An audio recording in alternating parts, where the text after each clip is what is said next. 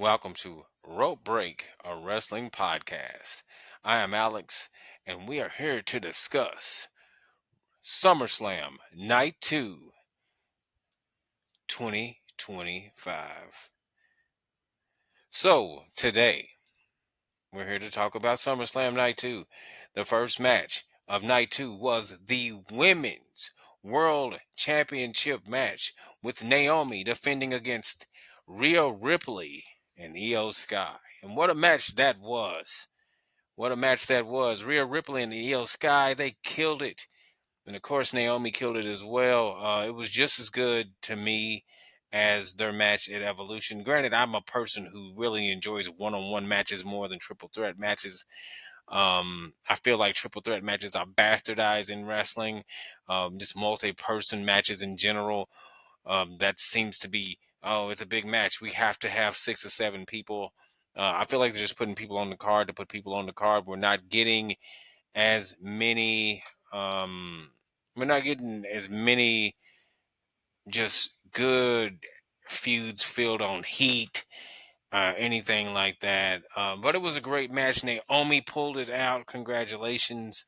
The joke online is everyone saying, "Oh, I guess they couldn't have two black champions, so Jade had to lose the night before." But either way, I would like to say, congratulations, hats off to those women. They definitely did their thing. I can say that. Then after that, we had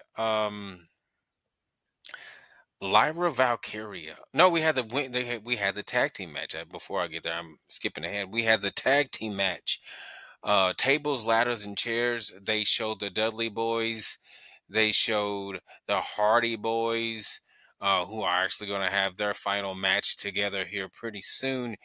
Um, we're going to get them, and that's going to be nuts. But let's get back to it. We had the Wyatt Six members, Dexter Loomis and Joe Gacy, defending their WWE Tag Team Championships against the Street Profits, the former champions, DIY, who are also former champions, Ray Phoenix and Andrade, who have become an amazing tag team, the team of Fraxium, Nathan Frazier, and Axiom, and DIY, um, Johnny Gargano and Tommaso Ciampa, who are also former champions. And then, of course, what am I thinking? I think I mentioned DIY twice, but the Motor City Machine Guns,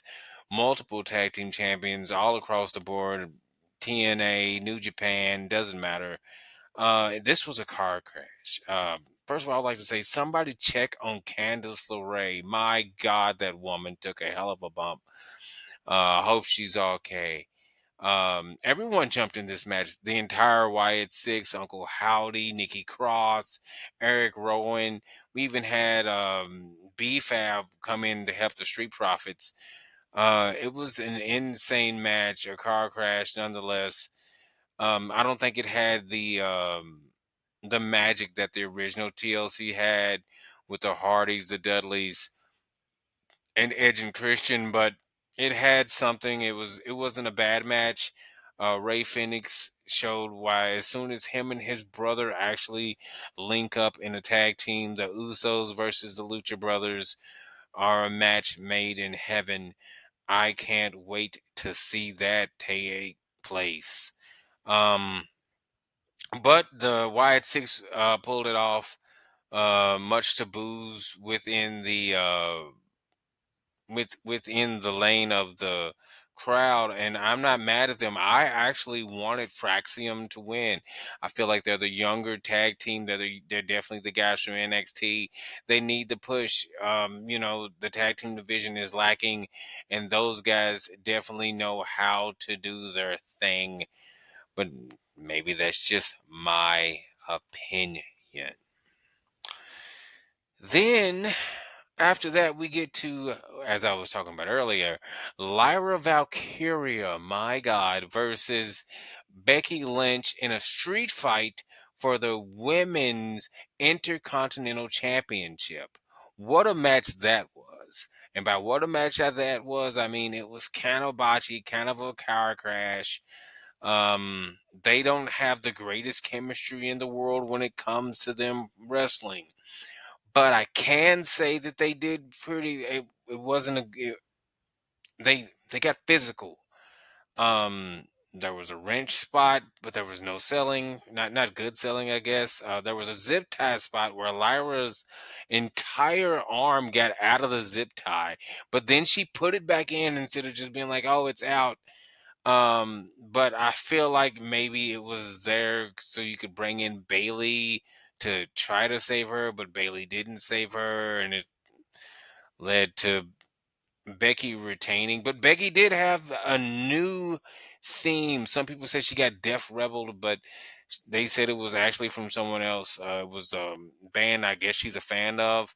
The, at least it has.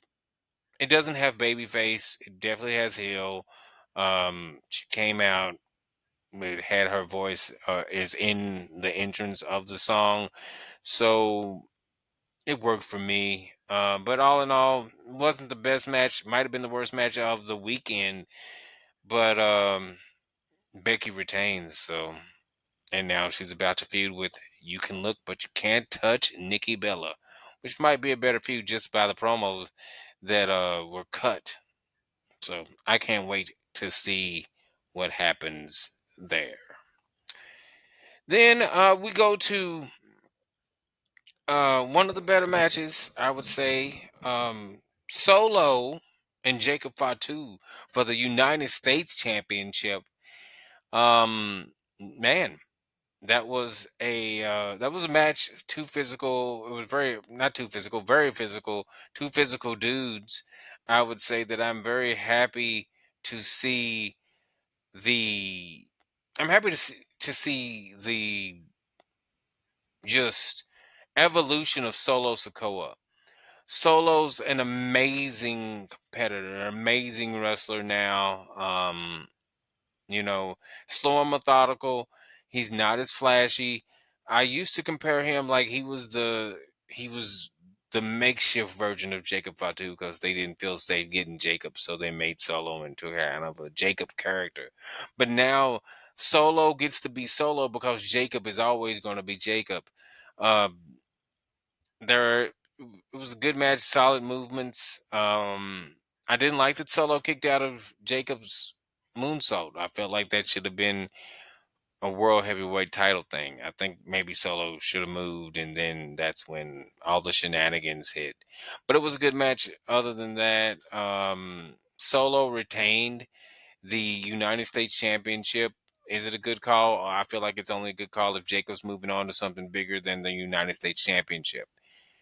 Um, but there was the MFTs ran in, and then Jimmy ran in, and even though Solo lost, Solo stood tall at the end of the night. So more power to Solo Sokoa.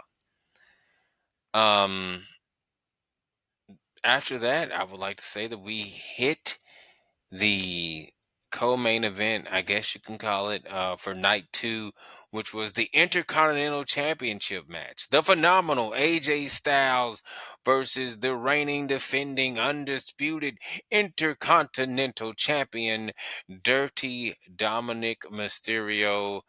Dominic came out with a Rey Mysterio inspired outfit and mask, and he went against AJ Styles, who came out with a very Eddie Guerrero-ish outfit, pretty much an Eddie Guerrero outfit, and they put on a solid match, two solid performers. Obviously, AJ Styles is one of the GOATs. We can't take that away from him. And then we had Dirty Dom, who is improving in the ring and on the mic and everything every day. His aura is crazy.